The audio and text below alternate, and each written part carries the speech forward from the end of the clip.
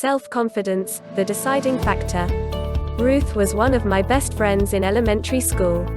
She was not the most talented student, nor the most intelligent. She was not the best student in class. But she had great confidence. She had this special attitude of, I can do it. Later, after graduation, she went on to work for a corporation. I followed her career, when she went up the corporate ladder, and finally landed a very prominent, central position at her company.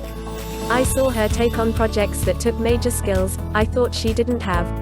She just attacked each project using this can-do attitude, and she always found the right resources to either acquire the skills she needed, or found the right people to take on the assignments she could not perform herself.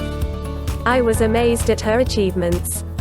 From observing Ruth and many other people around me in my career, I learned a very important lesson: one's confidence determines one's career. A person can be a genius. He can be most qualified for a job. If he doesn't believe that he can do it, he might not even take on the assignment in the first place. If he does take it on, most likely he will not be as successful as he could. Just a few weeks ago, I had a conversation with Tammy, another friend of mine. She is a very talented psychologist, very respected at her workplace and by her superiors. She told me about a position that has become available at her office. I thought that it would be a fabulous opportunity for Tammy, but she said that she is not going to apply for this position, because she doesn't have enough experience, she does not have the skills needed, and it will take at least another 5 years for her to be able to fulfill this position. Whether Tammy was right or not in her assessment, I think that this incident proves my point. Confidence is a deciding factor for how successful one will be. So how do we make sure our child develops strong confidence in his ability? In my opinion, this is one of the major issues in parenting. All educators need to ponder this and make sure they support confidence. Here are a few suggestions that can make a huge difference in your child's confidence. 1. You can do it. Say it to your child often. Teach your child to say to himself, when he attempts to conquer a challenging assignment, I can do it. It is very noticeable that when working on a math problem, again, confidence is the deciding factor. A student who doubts his own ability to solve the problem may not apply himself in trying to solve the problem. He will easily say, I can't do it, or, it's impossible to solve this. A student with strong confidence will try until he finds the solution. Help your child by reminding him that he can do it. Teach him to say to himself, I can do it. 2. Don't criticize your child when he attempts an activity. Don't correct him. It is so tempting to correct a child when you see him doing something wrong. You watch your child coloring, or trying to write, at an early age. He is holding the pen in an awkward position, and your mind is screaming, you hold the pen like this, not like that. Exercise discipline, don't do it. Should you let your child hold the pen incorrectly? No, of course not. But let him do his research, his experimentation. Let him try different ways to hold the pen, and find out by himself what is most efficient. If you want, you can take your own pen, and your own paper, and do some writing right next to him. He will watch you, and see how you hold the pen. I am sure that he will try your method, and come to his own conclusion. My neighbor Chris visited me with his 4-year-old son, Nick. In order to keep Nick happy and busy, we gave him some crayons, pencils and paper, so that we could have our own conversation. As Nick was trying to write his name, holding the pencil in a slightly awkward position, writing some letters that had no resemblance to the letters in his name, his father jumped up, yanked the pencil out of his hand, wrote the name down in front of him, and said, "What happened to you? This is wrong. This is how you write your name." Nick is a very serious child, who attempts everything to the best of his ability. As I looked at him, I noticed the expression on his face. It was very troubled. He laid the pencil down, and refused to try anymore. What is the message Chris has given to his son?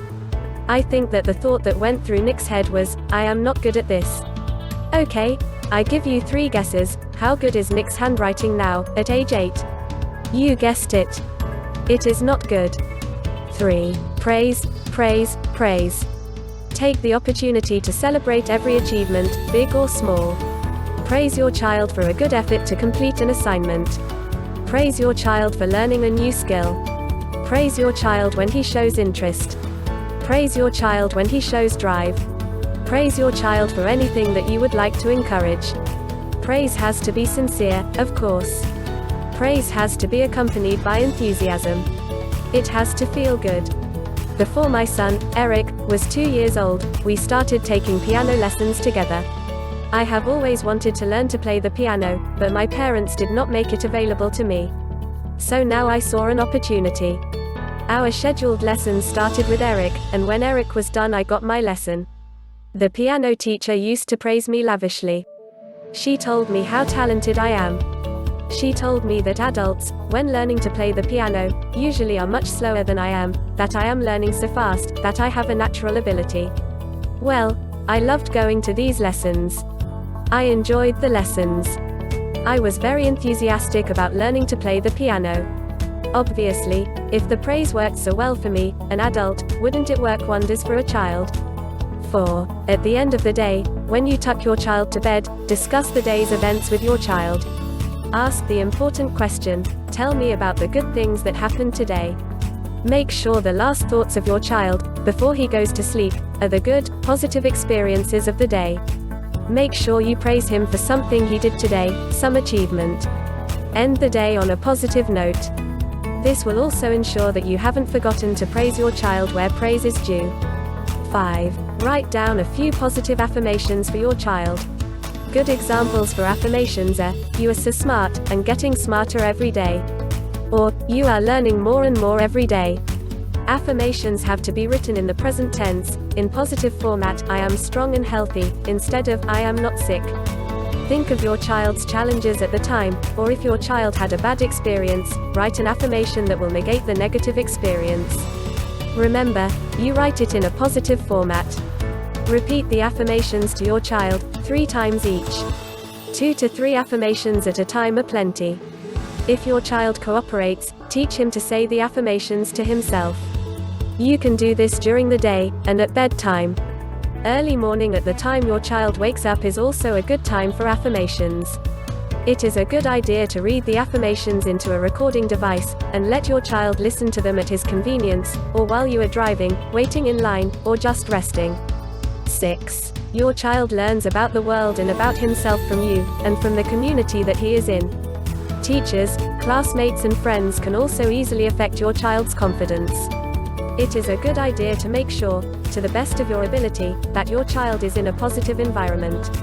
If your child is very young, make sure all others who take care of him are also aware and considerate of your child's confidence. When you choose a daycare facility for your child, or a babysitter, make sure you choose a positive environment.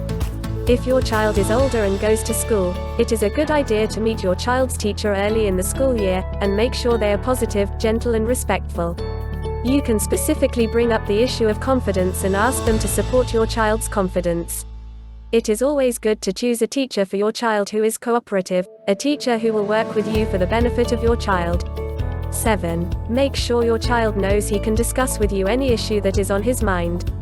This way, if something negative happens, you will be able to help your child cope with it in a positive way, instead of creating a painful memory that may affect your child for the rest of his life.